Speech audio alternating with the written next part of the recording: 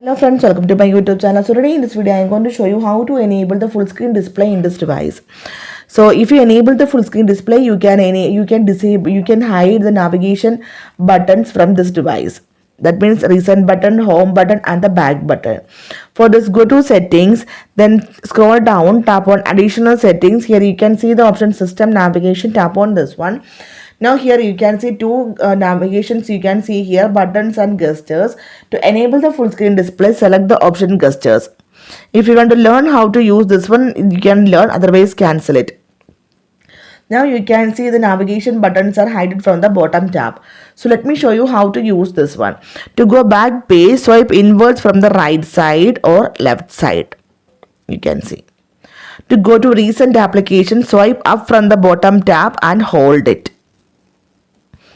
Again, I will show you. To go to recent application, swipe up from the bottom tab and hold it.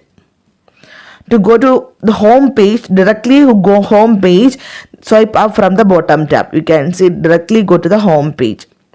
Simply. Okay, so simply in this way you can enable and use the full screen gestures in this device. So hope you guys enjoy this video. Thank you for watching. Thank you. Bye bye.